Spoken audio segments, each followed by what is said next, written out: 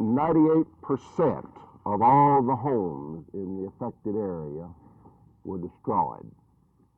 All of the cattle were destroyed.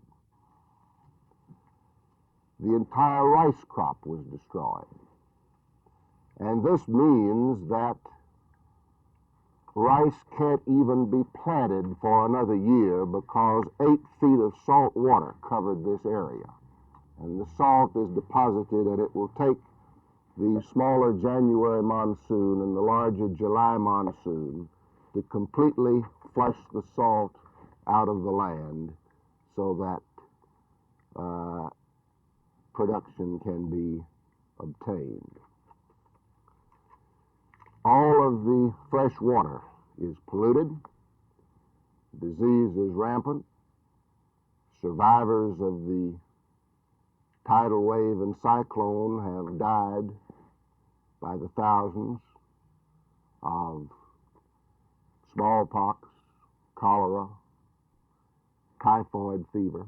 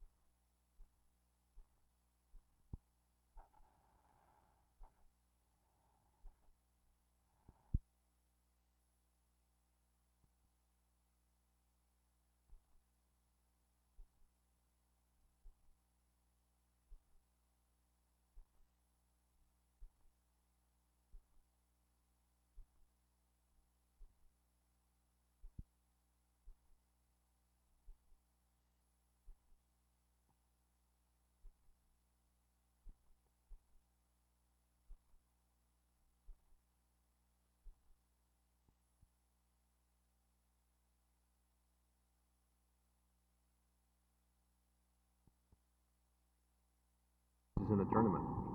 We feel that they are excellent. He is the number 2 seeded player in the tournament. John Whitlinger is number 1, and in last year's tournament, Billy was the only player to play a 3-set match against John Whitlinger, who was the champion last year at Market Hall. Okay.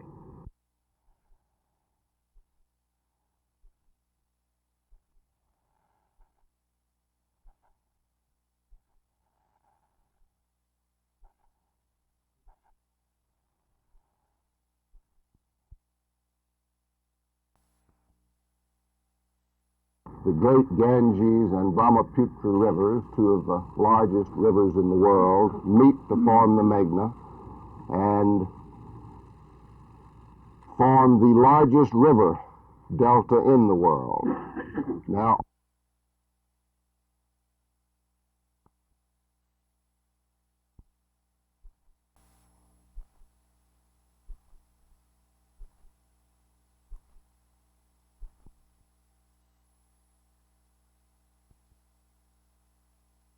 well, of course, anything I said would be purely speculation, but I think that this was the whole purpose of setting up the Environmental Protection Agency and strengthening all the other control agencies was to be stronger and to affect better pollution control. But in the final analysis, doesn't this boil down to court action, or aren't you going to have better laws instead of bigger agencies? Well, I think we probably have both. You said that recycling was not in the immediate future. What is the answer to the immediate future's water problem, water shortages, or will there be? Well, certainly there are going to be local water shortages, and some of them may be, in fact, will be regional water shortages.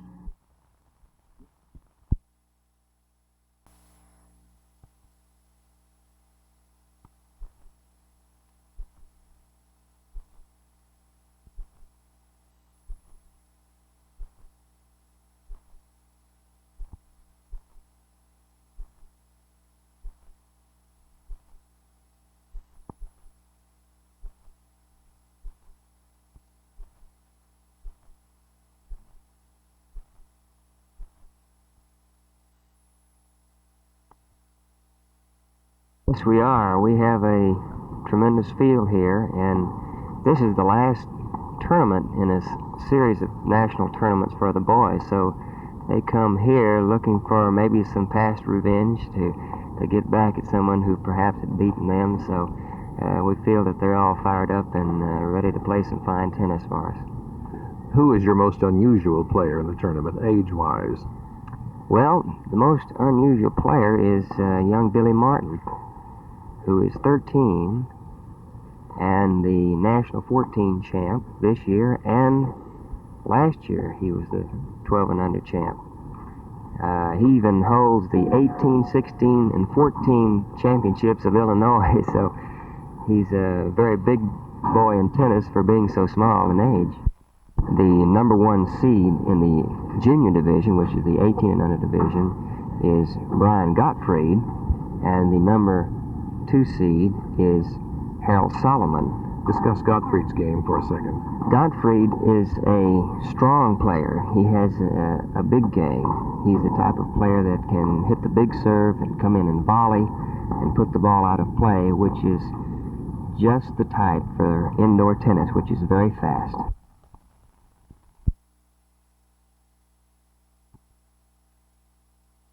Jerry, we're pleased right now.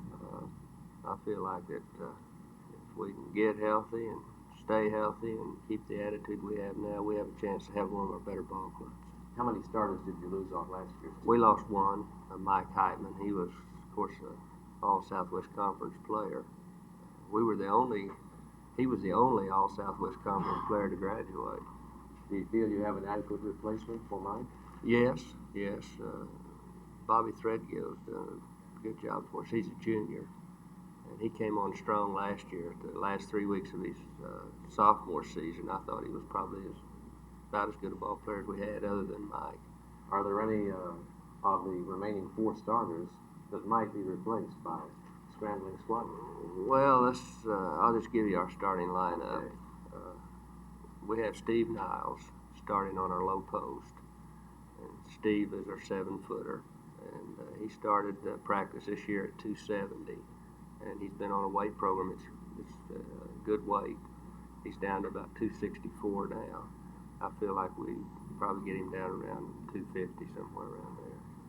Our high post is Chuck Smith.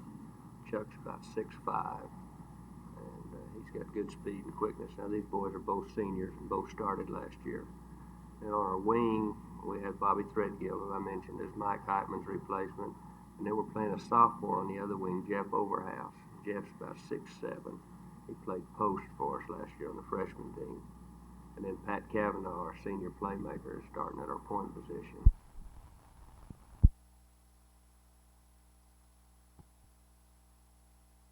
It would eliminate the need in the future for quite a few employees, because we are a growth county and our services are expanding, and it would save us employees in the future.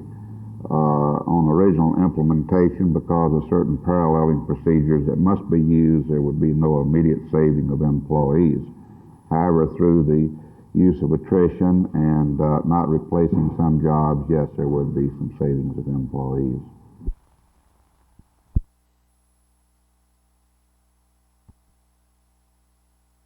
These are the crossed legs of probably one of the most famous birds in the country. This is the original bird from Sesame Street. Hi there, welcome to Dallas. Hey, hi, how are you, Dallas? How are What's your name, Dallas? Dallas is the name. What do they call you besides Big Bird? Well, mostly just Big Bird. Well, you're one of the most popular figures among the young set, and how does this strike you? Oh, well, I think it's swell. You know, it's good to have a lot of friends. You spend a lot of time on stage. Ever laid an egg? Oh, no, not me. I'm a boy bird. How do you determine that? Well, gee, that's sort of an embarrassing question. Where would Big Bird find a girl, Big Bird? Surely you must have to have company. That's one of my big problems. There just aren't enough girl Big Birds to go around. Have you thought about looking in the wilds of Africa? Well, yeah, but I don't know. It's an awfully long way to go. Way to Africa. Thank you very much, Big Bird. Enjoy your stay, even here with us in Dallas. Thank you. This guy is something else. He says he's never laid an egg on stage, but that could be up for debate before this day is over. This is Jim Mitchell, Channel 8 News on the Move at Dallas Memorial Auditorium.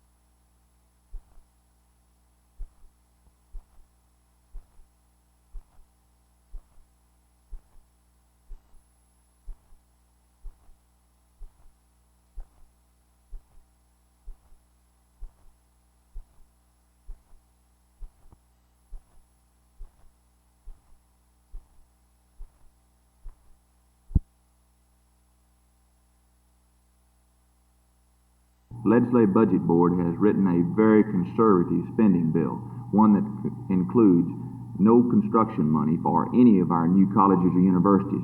And even with this very conservative approach to state spending, a $644 million tax bill is needed during the next 2 years for Texas. What's the best way to get that amount of money? It's going to be very difficult to raise this much money, and of course it's Governor Smith's responsibility to recommend how the legislature will go about raising this money, and I expect the legislature to take a wait-see attitude till they hear Governor Smith's recommendations at the beginning of the session.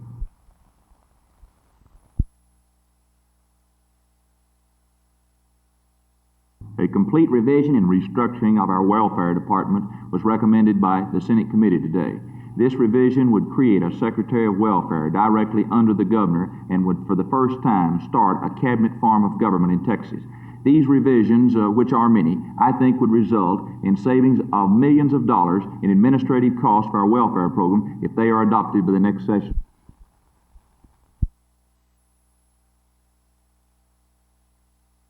At the dedication, Mayor Sharkey Stovall told me today that a bond issue was to be called sometime next year to provide funds for further park expansion. Mayor Stovall said the problem of policing the park area has been improved considerably with the joint cooperative efforts of the City Police Department, the park rangers, and county sheriff's deputies. After a meeting of the park board this morning, Board Chairman Charles Ringler outlined the pressing needs for new parks and improvements to existing park lands.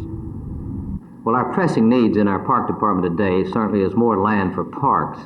As we rapidly grow in population, it takes more land to take care of the needs, playgrounds and picnic areas. One of our biggest needs today is the fact that we have 9 recreational centers. 6 of those are obsolete in age, and they do need to be air conditioned.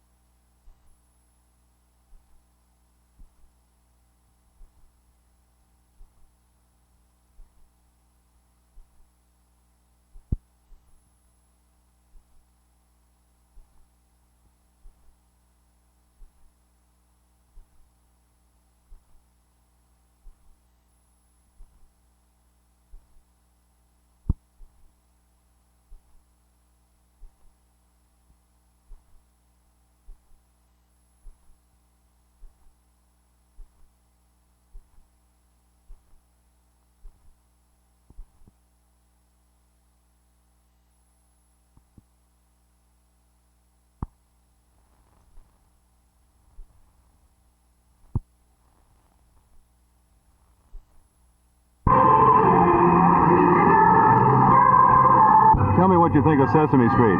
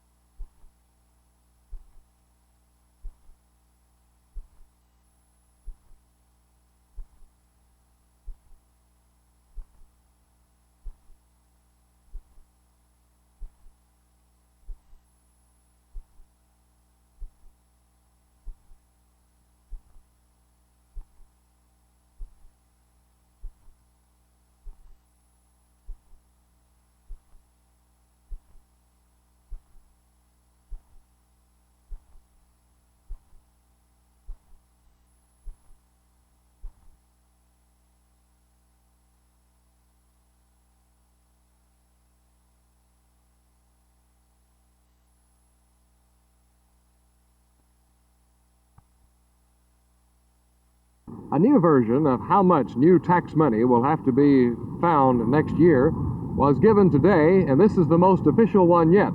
Lieutenant Governor Ben Barnes explains. An income tax, personal income tax. Do you think this is feasible? Oh, it's feasible, but I think that there are other ways to raise money without having a personal income tax in Texas. I hope we do not have to have a personal income tax in Texas in 1971.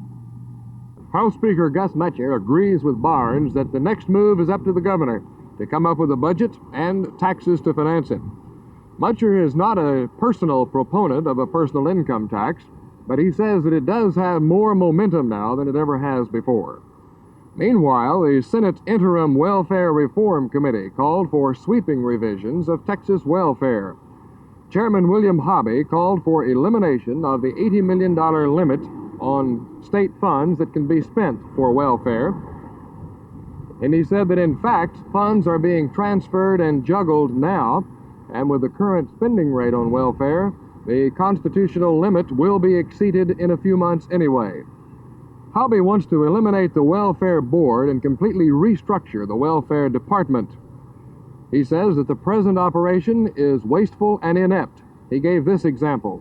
A study done in the Lubbock field office of the department showed that caseworkers in that office at least were spending an average of only 5 hours a week with welfare clients. The rest of the time was taken up very largely with paperwork, staff conferences,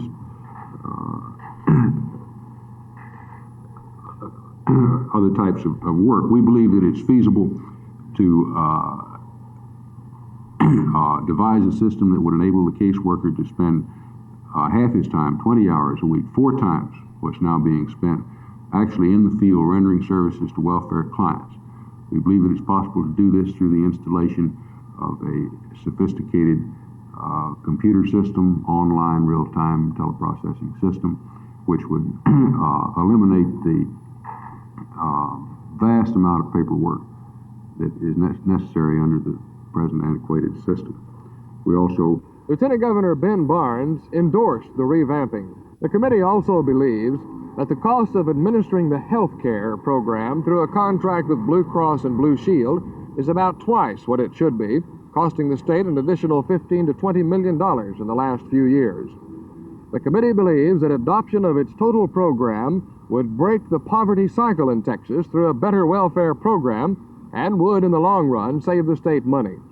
These welfare proposals pile on top of taxes and many other matters that mean a loud and long legislative session here in this Capitol building beginning in January. This is Roger McDonald, Channel 8 News on the Move in Austin.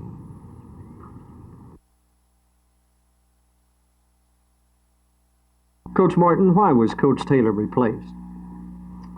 Well, that's a pretty difficult question to answer, I think.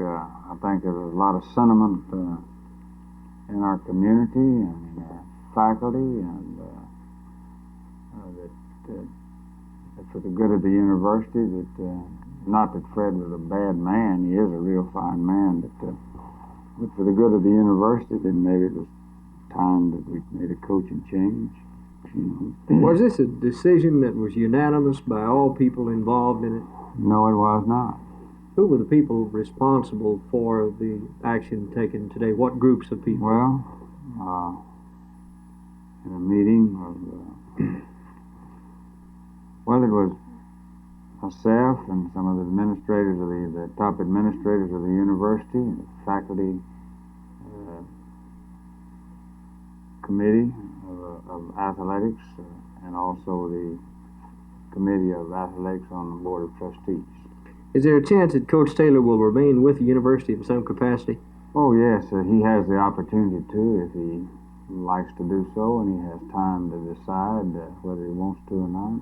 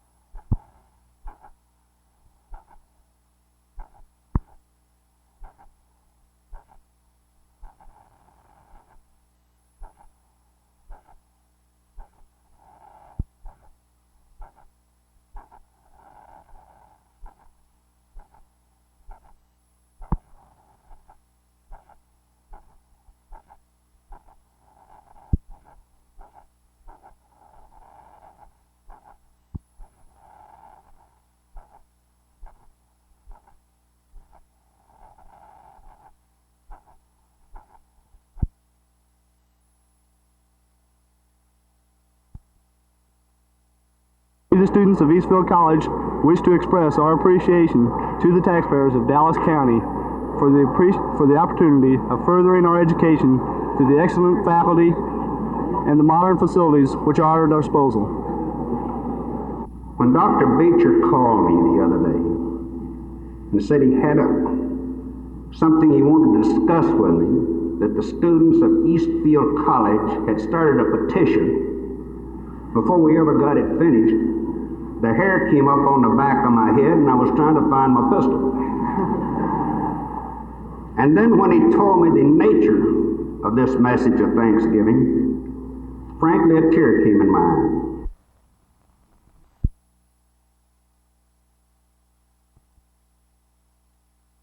Park and Recreation Board members, Fort Worth City Councilman, and 2 members of the County Commissioners Court in Tarrant County cut the ribbon this morning for a new Trinity Park Drive, which winds through a portion of Trinity Park across from the Botanic Gardens on University Drive. The new drive was financed with joint city-county funds and provides new access to the Trinity River parkland. Art Sinclair, Channel 8 News on the Move, Fort Worth.